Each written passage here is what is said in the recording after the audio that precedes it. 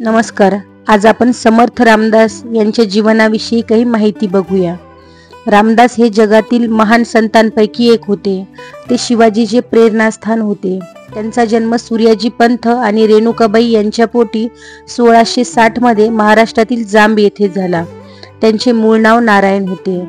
रामदास हे संत तुकारामांचे समकालीन होते. ते हनुमान आणि भगवान राम यांचे खूप मोठे भक्त होते. लहानपणीही त्यांना भगवान रामाचे दर्शन झाले होते. स्वतः भगवान रामाने त्यांना दीक्षा दिली. लहानपणीच रामदासाला हिंदू धर्मग्रंथाचे काही ज्ञान झाले आणि त्याला ध्यान आणि धार्मिक अभ्यासाची आवड निर्माण झाली. एके दिवशी त्याने स्वतःला एका खोलीत बंद करून घेतले आणि देवाचे ध्यान करू लागला. त्याच्या आईने त्याला विचारले की तो काय करत आहे. तेव्हा रामदासाने उत्तर दिले की तो ध्यान करत आहे आणि जगाच्या कल्याणासाठी प्रार्थना करत आहे. मुलाच्या अकाली धार्मिक प्रवृत्तीमुळे त्याची आई आश्चर्यचकित झाली आणि तिला आनंदही झाला. जेव्हा रामदास 12 वर्षाचा होता तेव्हा त्याच्या लग्नाची सर्व व्यवस्था करण्यात आली होती. तो वधू समोर बसला होता. वर आणि वधू मध्ये एक पडदा होता. जेव्हा पुजारी सावधान सावध राहा म्हणत होते तेव्हा रामदास त्या ठिकाणाहून दूर गेला आणि डोळे मिचकावून पाहण्याच्या आत अदृश्य झाला. आता बघूया अभ्यास आणि तपश्चर्या. 12 वर्षे रामदास गोदावरीच्या काठावर नाशिक येथे राहिले. ते सकाळी लवकर उठून गोदावरी नदीत जात असत आणि त्यांचे शरीर पाण्यात अर्धवट बुडवून दुपारपर्यंत पवित्र गायत्री मंत्राचे पठण करत असत. नंतर ते भिक्षा मागण्यासाठी फिरत असत. ते प्रथम त्यांच्या देवता श्री रामाला अन्न अर्पण करत असत आणि नंतर ते प्रसाद म्हणून घेत. थोडा वेळ विश्रांती घेतल्यानंतर ते नाशिक आणि पंचवटीच्या विविध मंदिरांमध्ये धार्मिक प्रवचनांना उपस्थित राहत होते. रामदासांनी संस्कृतीचाही अभ्यास केला आणि स्वतःच्या हाताने वाल्मिकी रामायणाची प्रत तयार केली. ही हस्तलिखिते अजूनही धुबऱ्याच्या श्री एस देव यांच्या संग्रहात जतन केलेली आहे. रामदासांनी गोदावरीच्या काठावर नाशिक जवळील ताफळी येथे 13 अक्षरांच्या श्रीराम जय राम जय जय राम या राममंत्राचे 13 लाख वेळा पुरश्चरण केले. पुरश्चरण संपल्यानंतर रामदासांना पुन्हा एकदा भगवान रामाचे दर्शन झाले. असे म्हटले जाते की रामचंद्रांनी रामदासांना नाशिक, हरिद्वार, काशी इत्यादी पवित्र स्थळांना भेट देण्याचा आदेश दिला. रामदासांनी एका मृत शरीरावर रामनामाचे उच्चार करणारे पवित्र पाणी शिंपडले आणि मृत शरीर पुन्हा जिवंत झाले. रामदासांना हे करावे लागले कारण त्यांनी एका महिलेला आशीर्वाद दिला होता जिने नुकताच तिचा पती गमावला होता. आता बघूया तीर्थयात्रा. रामदास हे अद्वैत आणि भक्त दोघेही होते. त्यांच्यात हा एक अतिशय उदात्त गुण होता की त्यांनी कधीही कोणत्याही धर्माचा किंवा राष्ट्राचा द्वेष केला नाही. त्यांचा मुख्य उद्देश संपूर्ण भारतात हिंदू धर्माचा प्रसार करणे हा होता. रामदास पंढरपूरला गेले नव्हते कारण त्यांना या पवित्र स्थानाचे अस्तित्व माहीत नव्हते. एके दिवशी भगवान पांडुरंग विठ्ठल ब्राह्मणाच्या रूपात 300 यात्रेकरूंच्या तुकडीसह रामदासांसमोर आले आणि त्यांना विचारले की त्यांना भगवान श्रीकृष्णाचे दर्शन घेण्यास काही हरकत आहे का. रामदासांनी नकारार्थी उत्तर दिले. त्यानंतर पांडुरंग रामदासांना पंढरपूरला घेऊन गेला आणि जेव्हा भक्त मंदिराजवळ आले तेव्हा ब्राह्मण गायब झाला. रामदासांना तेव्हा कळले की दुसरे कोणी नसून भगवानच त्यांना त्या पवित्र ठिकाणी घेऊन आले होते. त्यांनी मंदिरात प्रवेश केला आणि त्यांना आश्चर्य वाटले की श्रीराम एका विटेवर एकटे उभे आहेत. रामदासांनी देवाला असे संबोधले, हे प्रभू, तू इथे एकटा काय करत आहेस. तुझा भाऊ लक्ष्मण आणि तुझी पत्नी सीता माता कुठे आहे. मारुती कुठे आहे आणि वानरांचे सैन्य कुठे आहे. हे शब्द ऐकताच ती प्रतिमा लगेचच श्री पंढरीनाथामध्ये रूपांतरित झाली. रामदासांनी पांडुरंगाच्या दयाळूपणाबद्दल त्याची स्तुती केली.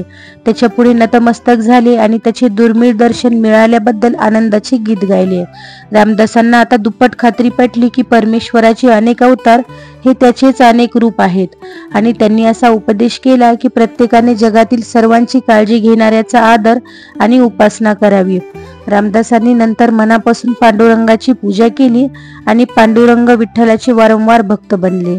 पंढरपूरमध्ये रामदास तुकाराम आणि पंढरपूरच्या इतर संतांच्या संपर्कात आले. त्यांच्या तीर्थयात्रेत रामदासांनी भारतीयांच्या सामाजिक, राजकीय आणि आर्थिक परिस्थिती आणि जीवनातील त्यांची अत्यंत असहाय्यता यांचे निरीक्षण केले आणि अभ्यास केला. असे म्हटले जाते की श्रीरामांनी रामदासांना कृष्णाच्या काठावर जाऊन शिवाचे अवतार आणि महाराष्ट्र राज्याचे संस्थापक शिवाजी यांच्या कार्याला मदत करण्याचा आदेश दिला. रामदास कृष्णाकडे आले आणि महाबळेश्वर पासून कोल्हापूर पर्यंत उपदेश करत गेले. त्यांनी शारीरिक विकासाचे महत्त्व अधोरेखित करणारे 11 मारुतीचे प्रमुख आसन स्थापन केले. त्यांनी चंपावती येथे श्रीरामचंद्राचे मंदिर स्थापित केले आणि श्रीरामनवमी महोत्सव आणि श्रीरामाच्या रथाची मिरवणूक सुरू केली. सिंगणवाडी नावाच्या ठिकाणीच शिवाजी रामदासांचे शिष्य बनले. शिवाजी महाराजांनी त्यांच्या गुरूंचे चप्पल सिंहासनावर ठेवले आणि त्यांच्या आज्ञेने आणि मार्गदर्शनाखाली राज्याचे प्रतिनिधी म्हणून काम केले आणि केशरी रंगाचा ध्वज म्हणून स्वीकारला. शिवाजी महाराजांनी गेरुवा ध्वज स्वीकारला आणि संत रामदासांच्या नावाने राज्य केले. याबद्दल महाराष्ट्र देशात एक घटना प्रचलित आहे. एके दिवशी शिवाजी महाराजांनी त्यांच्या राजवाड्याच्या गच्चीवरून त्यांचे गुरुदेव रामदास भिक्षेचा वाटी घेऊन रस्त्यावर फिरताना पाहिले. शिवाजी महाराजांना आश्चर्य वाटले आणि त्यांना समजले नाही की त्यांचे गुरु स्वतःच त्यांचे सर्व साधन संपत्ती गुरुदेवांच्या स्वाधीन केले होते, तर त्यांनी भिक्षा का मागावी. तथापि साधूंना समजणे कठीण आहे. म्हणून शिवाजी महाराजांनी त्यांचे साथीदार बालाजी यांना बोलावले, एक छोटी चिठ्ठी लिहिली आणि गुरुजी राजवाड्यात आल्यावर ती चिठ्ठी त्यांना देण्यास सांगितली. दुपारच्या सुमारास रामदास त्यांची वाटी घेऊन राजवाड्यात आले आणि बाळाजी गुरुदेवांना साष्टांग दंडवत घालून त्यांच्या पायाशी चिठ्ठी ठेवली. थोडक्यात चिठ्ठीतून असे कळले की शिवाजी महाराजांनी गुरुदेवांना त्यांचे संपूर्ण राज्य भेट म्हणून दिले आहे आणि त्यांनी नम्रपणे गुरुदेवांचा आशीर्वाद मागितला. गुरु हसले आणि बाळाजींना सांगितले की सर्व काही ठीक आहे.